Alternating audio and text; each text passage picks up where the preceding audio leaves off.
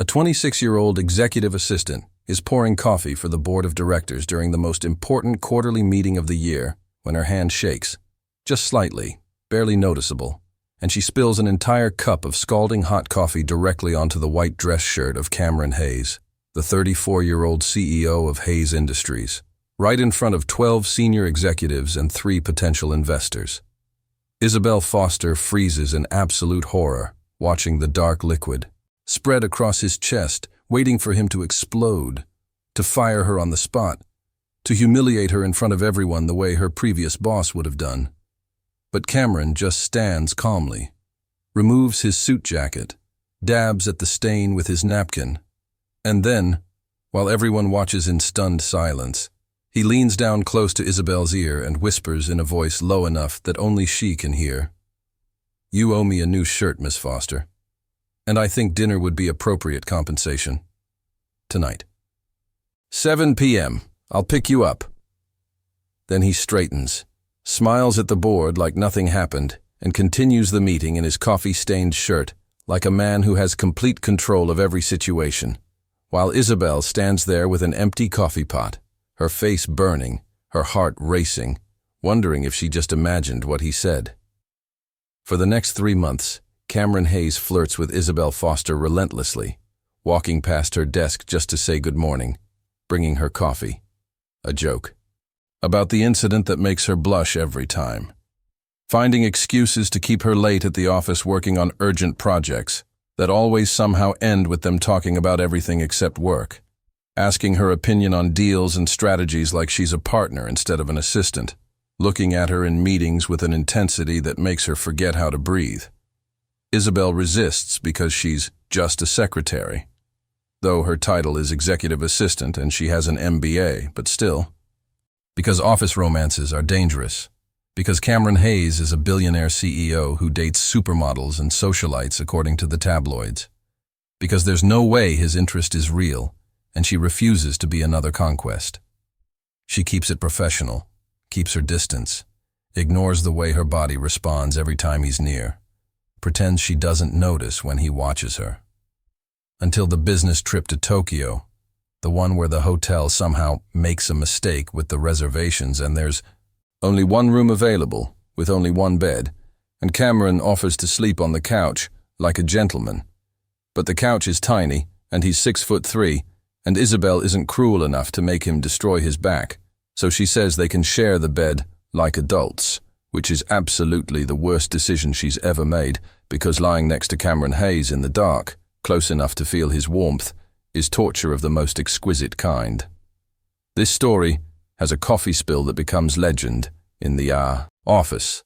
A CEO who's been planning how to ask out his assistant since her job interview 2 years ago, but couldn't figure out how without abusing his power. 3 months of the most intense flirting that never quite crosses the line into inappropriate colleagues who run a betting pool on when they'll finally get together. The Tokyo hotel room with one bed where they lie awake all night not touching but wanting to.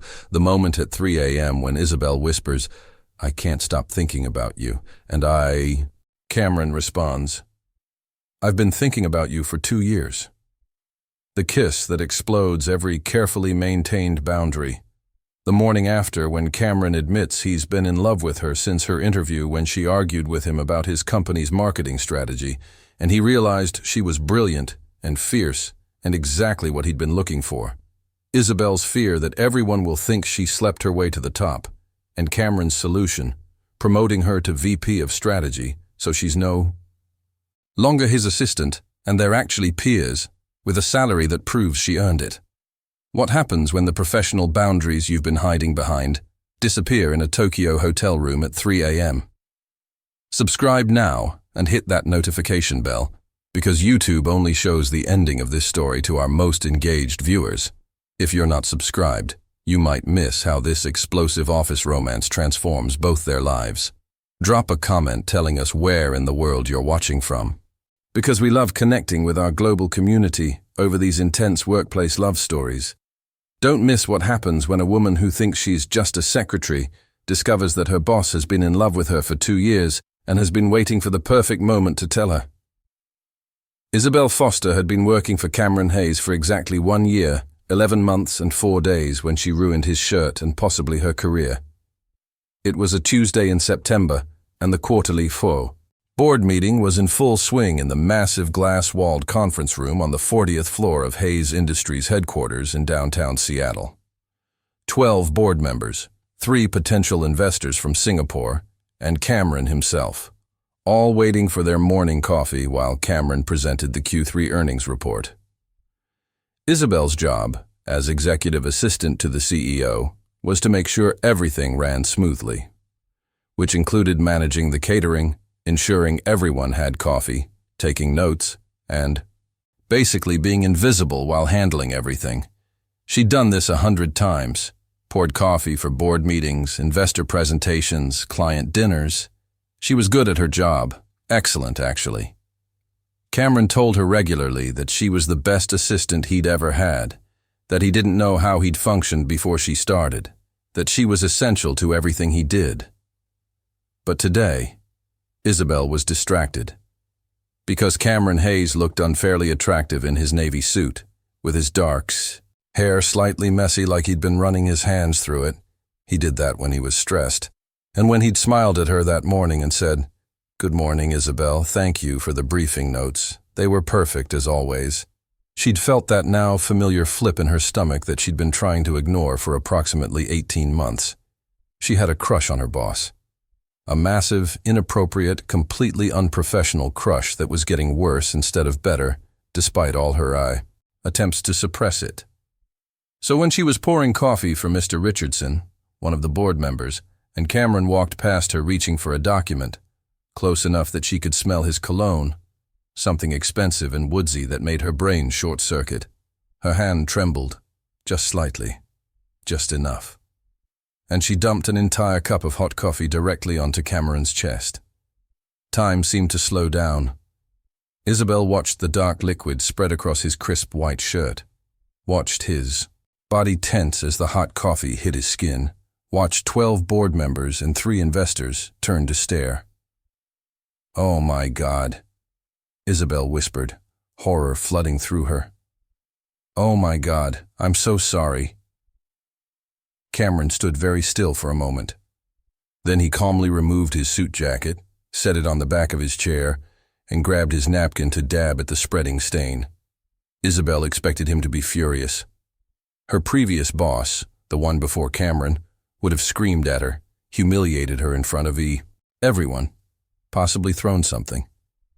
She'd worked for terrible bosses before Cameron, knew what it felt like to be treated as less than.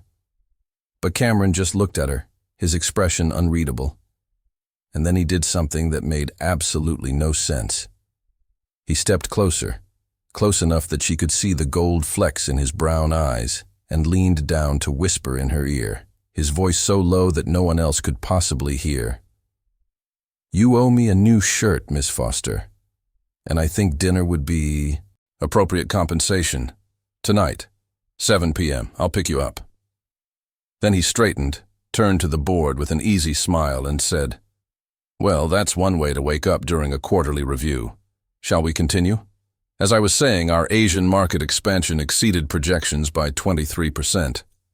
And he continued the presentation in his coffee-stained shirt like nothing had happened, while Isabel stood there frozen, coffee pot in hand, her face burning with embarrassment and something else she couldn't quite name, wondering if she'd hallucinated that whisper. After the meeting, as everyone filed out, Cameron's assistant Caroline, who handled scheduling and logistics while Isabel handled executive support, pulled her aside. "Oh, honey, are you okay? That was mortifying. I can't believe I just did that. I'm going to be fired. Are you kidding? Cameron thought it was hilarious. He told Mr. Richardson afterward that you keep him humble." Caroline grinned. "Though I have to say, the way he looked at you after you spilled that coffee? Girl, I don't think you're in trouble. I think you're in a very different kind of situation." "What does that mean?" "It means our incredibly attractive CEO has been finding excuses to talk to you for like 6 months now. It means he brings you coffee every morning, even though that's literally your job to bring him coffee. It means he keeps you late working on projects that could definitely wait until tomorrow. And it means when you spilled, Coffee on him? He looked at you like you'd just done the most adorable thing in the world instead of ruining his $300 shirt. Caroline, I'm just saying pay attention, because I've worked here for 5 years and I've never seen Cameron look at anyone the way he looks at you. Isabel tried to dismiss Caroline's words as friendly gossip. But at 6:45 p.m., as she was packing up to go home to her small apartment in Capitol Hill, Cameron appeared at her desk. He'd changed shirts. This one was light. Blue fitted perfectly, probably also cost $300, and he was holding his suit jacket over his shoulder with one hand. "Ready?" he asked. Isabel's heart jumped. "Ready for what?" "Dinner, 7 p.m. I said I'd pick you up, but since we're both here, we might as well go together." His smile was casual, but there was something intense in his eyes. "Unless you were planning to stand me up." "I thought you were joking. I never joke about dinner or ruined shirts."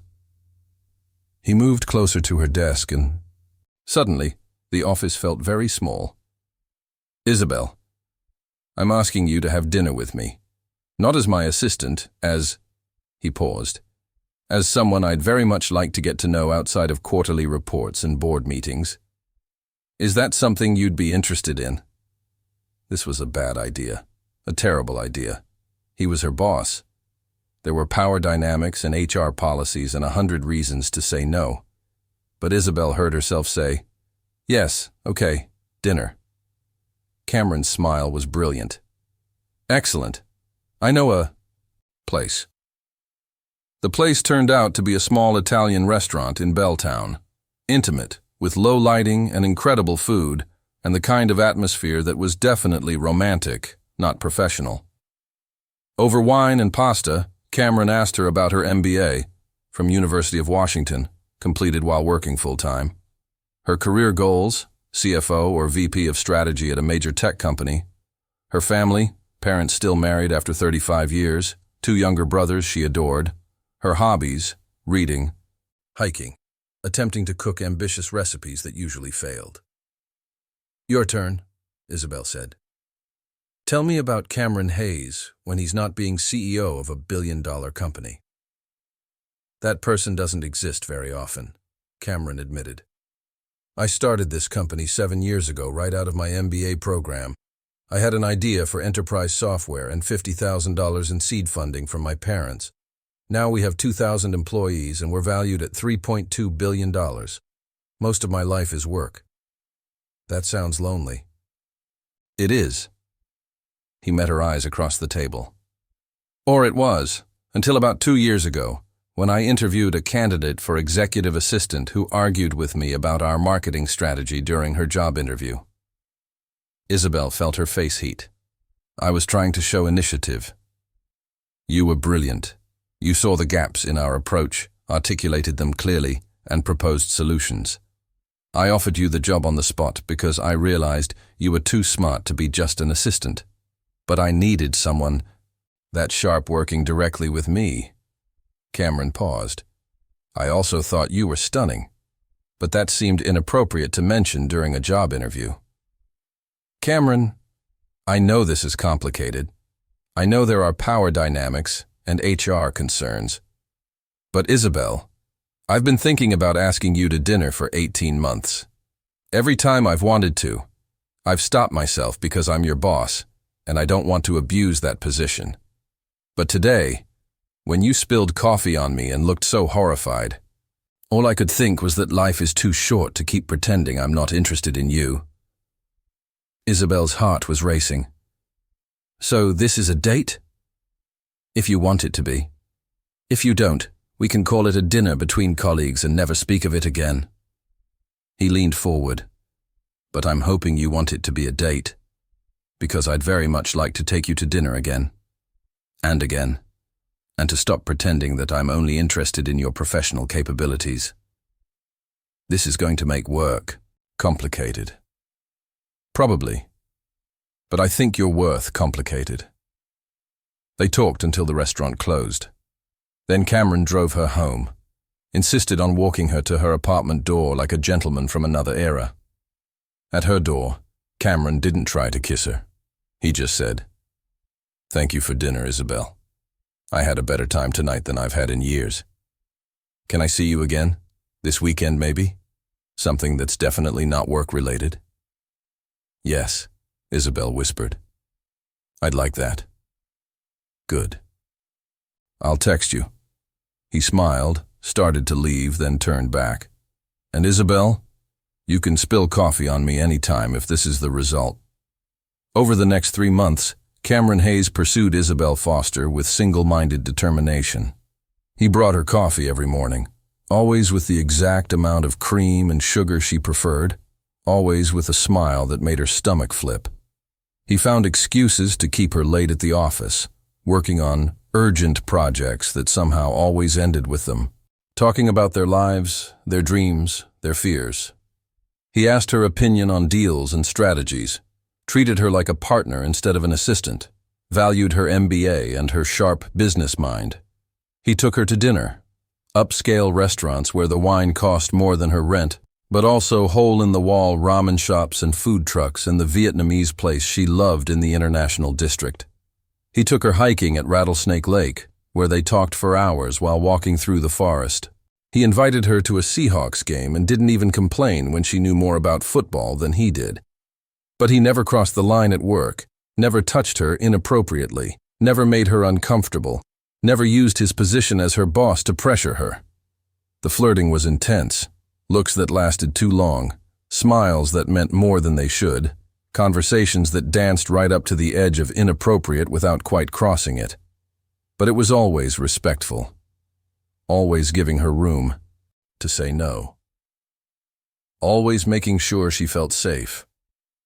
The office noticed. Of course they noticed. Caroline and the other assistants ran a betting pool on when Cameron and Isabel would finally make it official. The executives made knowing comments about how much time Cameron spent at Isabel's desk. Even the board noticed. Mr. Richardson pulled Cameron aside after one meeting to say, "That assistant of yours is sharp, and if I'm reading the room correctly, you're quite taken with her. Good for you, son." But Isabel resisted making it official, because despite the dinners and the hiking and the obvious chemistry, she was still his assistant.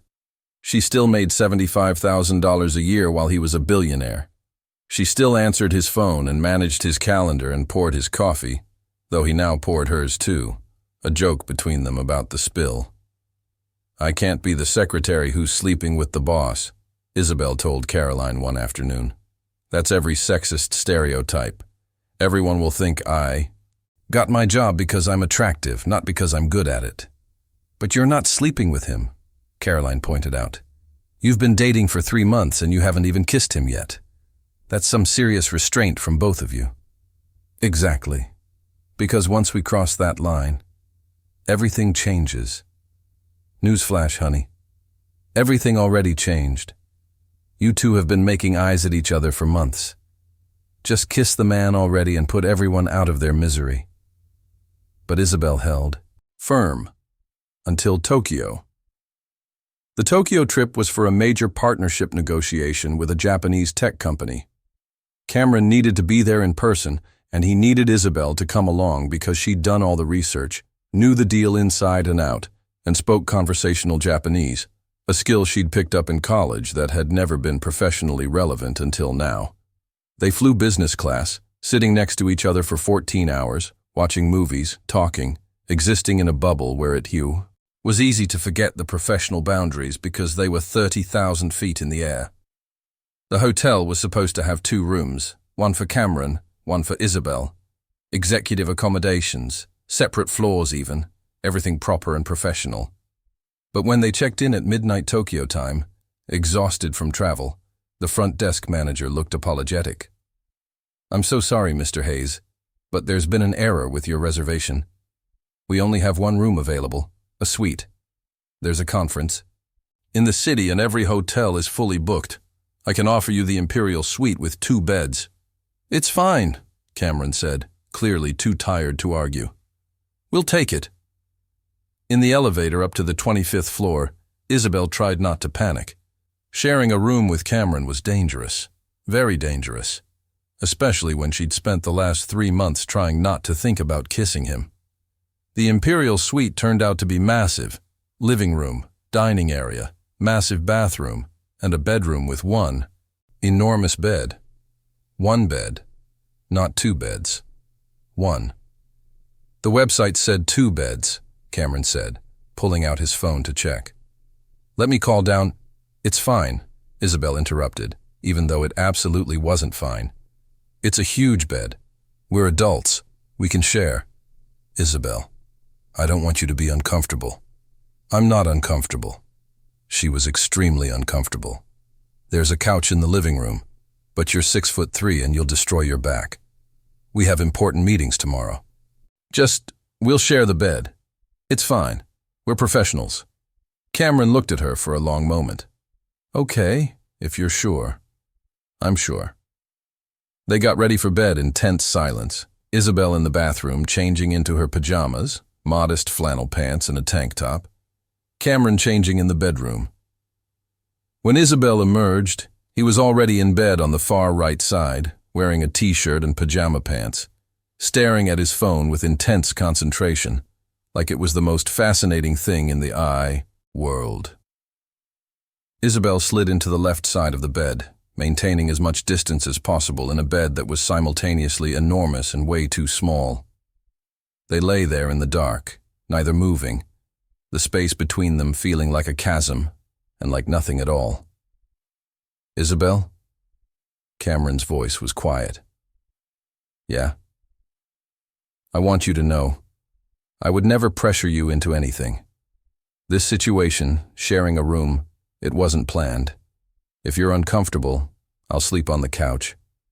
I don't care about my back. I know. I trust you, Cameron. That's not the issue. Then what is? Isabel took a breath. The issue is that I've been trying very hard for 3 months to maintain professional boundaries, and lying next to you in the dark is making that very difficult. She heard him shift in the bed, felt the mattress move. What if I said I've been trying to maintain professional boundaries too, and it's been the hardest thing I've ever done? Then I'd say we're both terrible at this. We are spectacularly terrible. He paused. Can I tell you something? Okay. I've been in love with you since your job interview 2 years ago. When you argued with me about our marketing strategy, all I could think was that you were brilliant and fierce and exactly the kind of person I wanted in my life. But you were interviewing to be my assistant, and I couldn't cross that line. I couldn't be the boss who hits on his employee. So I hired you because you were the best candidate, and I told myself I'd keep it professional. But Isabel, every day for 2 years, I've watched you be amazing at your job and smart and funny and kind to everyone, and I've fallen more in love with you. The coffee spill, that was my excuse. My chance to finally tell you how I felt without it being inappropriate. Isabel's heart was hammering. You've been in love with me for 2 years? Yes. And you never said anything? Because I'm your boss. Because I have power over your career. Because I didn't want you to feel pressured or like you had to reciprocate to keep your job. He paused. But Isabel, I can't keep pretending anymore. These last 3 months, dating you, spending time with you, has been the best part of my life. And lying here next to you, trying to respect boundaries, is killing me. So I need to know, do you feel anything for me? Or am I completely delusional? You're not delusional, Isabel whispered. I've had a crush on you for 18 months. Since that day you brought me coffee when I was stressed about the merger presentation and stayed late to help me practice even though you had dinner plans. Since I realized you actually see me, not just as an assistant but as a person, as someone whose opinion matters. Cameron, I think I'm falling in love with you too. Then why are we still on opposite sides of this bed? It was Isabel who closed the distance, who moved across the mattress, heart pounding, until she was close enough to touch him. Because I'm scared, she admitted, of ruining my career, of people thinking I slept my way into this job, of this not being real. Cameron's hand found hers in the dark. "It's real, Isabel. I promise you it's real. And I won't let anyone think you didn't earn your position. You're the hardest working person I know. But I understand if you're scared. We can slow down. We can—" Isabel kissed him. She didn't think about consequences or office politics or professional boundaries. She just kissed him.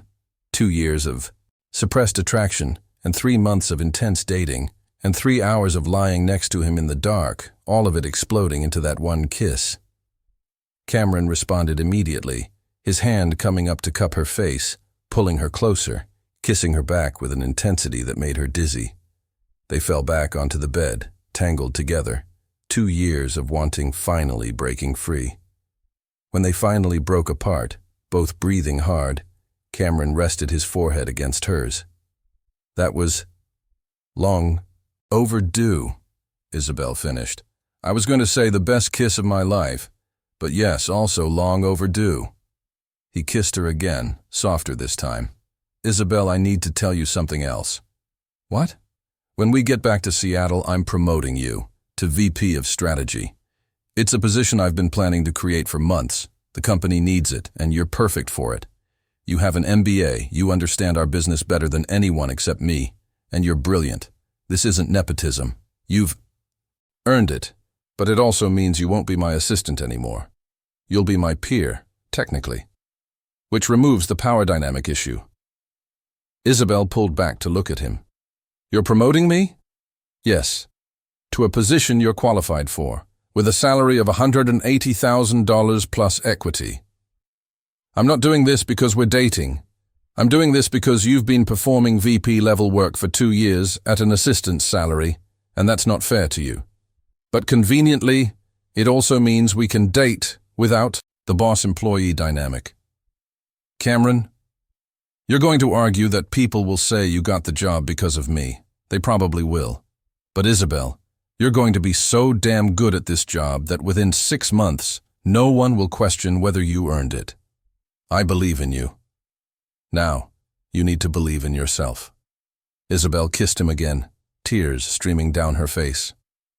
"Thank you for seeing me, for valuing me, for being willing to wait 2 years. Thank you for arguing with me in your job interview, for being brilliant, for spilling coffee on me." He smiled against her lips. "Best shirt I ever ruined." They stayed awake most of the night, talking and kissing and making up for 3 months of careful distance. At 3 a.m., wrapped in Cameron's arms, Isabel thought about that coffee spill 3 months ago, about how one moment of clumsiness had led to this, to love, to partnership, to a man who'd been waiting 2 years for the right moment to tell her how he felt. "What are you thinking about?" Cameron asked sleepily. "That I need to spill coffee on you more often." "Please don't. I like my shirts." He kissed her forehead. "But I love you. So if ruining my wardrobe is required, I'll accept it. I love you too, even though you're my boss." "About that, starting Monday, I'm not your boss anymore. I'm your colleague, your partner, your very serious boyfriend who's absolutely planning to marry you someday if you'll have me. It's been 3 months. I've been in love with you for 2 years. 3 months is nothing, but I'll wait as long as you need. I'm very patient." "You're not patient at all. You're a CEO. CEOs are notoriously impatient." "Fine. I'm impatient about everything except you. For you, I'll wait forever." 6 months later, Isabel was crushing it as VP of Strategy. The promotion announcement had caused some whispers, but her first major project, a strategic partnership with a European tech firm that increased revenue by 30%, had silenced most of the skeptics. She was good at her job, undeniably good, and everyone knew it. She and Cameron kept their relationship relatively private at work. No PDA, no special treatment, just 2 people who were good at their jobs and happened to be in love. But people knew. Of course they knew. It was impossible to hide the way Cameron looked at Isabel, the way they worked together seamlessly, the way they'd transformed each other. At the 1-year anniversary of the coffee spill incident, Cameron took Isabel back to that same Italian restaurant in Belltown. "1 year ago today, you ruined my shirt and agreed to have dinner with me," he said over wine. "Best day of my professional life." "Your professional life? What about your personal life?" "That too. But I'm separating them for a moment because I want to make something clear." He took her hand. "Isabel, you are the best thing that's ever happened to me. Professionally, you've made me a better CEO. You challenge me, you push me, you make me think bigger. Personally, you've made me happier than I ever thought possible. I love you. I've loved you for 2 years and 11 months, and I'd very much like to spend the rest of my life loving you." He pulled out a small velvet box. "Will you marry me?" Isabel was crying. "Yes, of course, yes." The ring was perfect, a sapphire surrounded by diamonds, unique and beautiful, and nothing like the generic engagement rings she'd seen on Pinterest. "It reminded me of you," Cameron said, sliding it onto her finger.